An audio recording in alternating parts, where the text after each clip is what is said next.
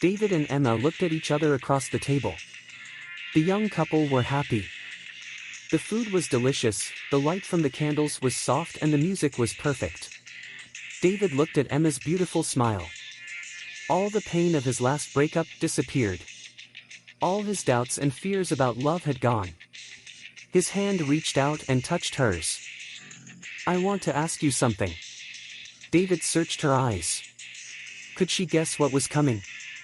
Her smile made him feel brave. She held his hand. "Don't worry. Whatever it is, I'll probably say yes." He felt so excited. He was about to ask the most important question of his life. From the corner of the restaurant, a strange man watched them.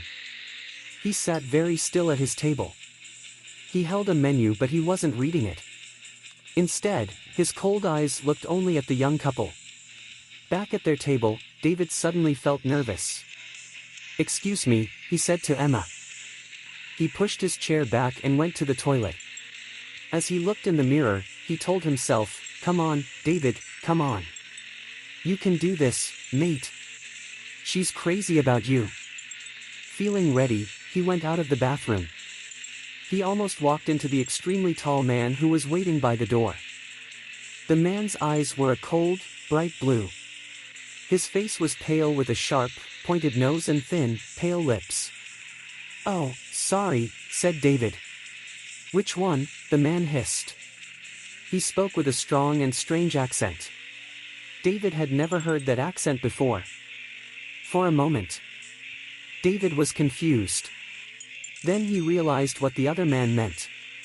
"Oh, this one," said David, helpfully. "This is the men's toilet." David went back into the restaurant. He reached for the ring in a box in his pocket. It was time to ask her. The taxi ride home was wonderful. The happy couple discussed their future life together. They shared their sweet feelings about each other. "The night I asked you to marry me," said David. "The night I said yes," replied Emma. "Just think, our whole lives together. Sharing, caring." He began.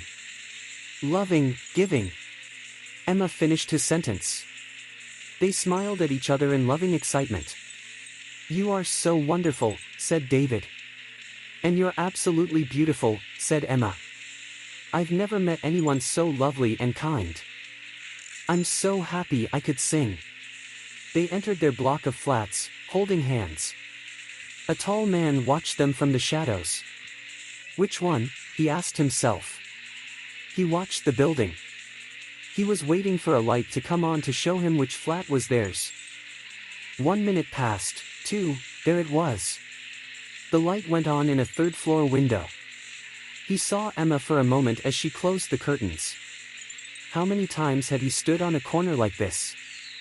How many victims had he watched? Many corners.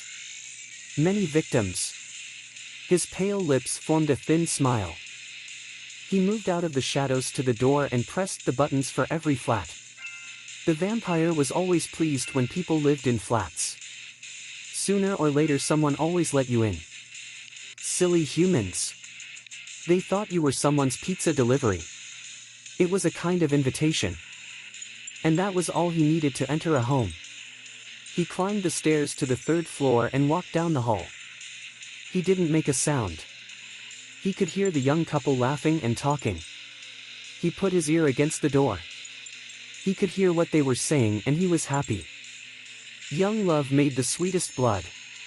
It was so full of life and energy.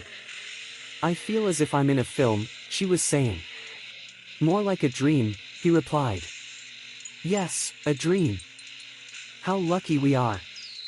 Guess who I'll be dreaming about tonight," he said. "Who? Who?" "Her hair smells of roses. She's like an angel." Their dream was about to become a nightmare, the listening vampire thought. Suddenly, he opened the door and stood there, showing his sharp teeth. The couple screamed and then held each other in terrified silence. The vampire could smell and taste their fear. This was how he liked it. Fear also made the blood sweeter. "There's my wallet. On the table, there. Take it," said David. Take anything you want. I will take anything I want, the vampire replied. Fine. Fine. We won't stop you. I promise. David cried. You won't stop me. I promise, replied the vampire. The light shone on the sharp teeth. A terrible thought came to David and Emma at the same time. Look at his teeth. Is he a vampire? Which one? The vampire hissed. It can be only one. The couple's eyes were big and afraid. Their mouths open in horror. They held each other's hands and their stomachs filled with fear. Already tonight, continued the vampire, I have drunk from 3. One more. Then I can sleep and feel young again. The vampire moved towards them. Instinct made David step in front of Emma to protect her. Emma gratefully held onto his back. The vampire wasn't in a hurry. He had plenty of time. Who should he attack? He asked himself. Which one? Thank you, Emma said quietly in David's ear, for what you're doing for me. Of course, my love. I'm here to protect you. He felt proud as he said the words. He could fight this vampire.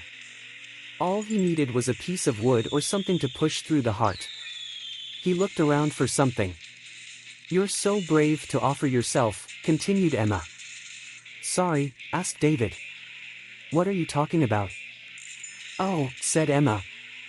I just thought that with your love for me and everything. David and the vampire looked at each other. Now, listen, Emma. There is no doubt about my love for you. Really? She replied. She didn't believe him. But you can't expect me to just give him my life. I wasn't saying you should, she said. It's just one of our options, that's all. Well, think of another one, he shouted. Why don't you offer yourself to him to save me? The atmosphere in the room had certainly turned ugly. The vampire was not pleased that the fear and love were now silly, selfish arguments. Emma was very angry. I hope you're joking. Let's see how strong your love is. What a horrible man. What about the woman I was planning to marry? Offering me to a vampire like a bone to a dog.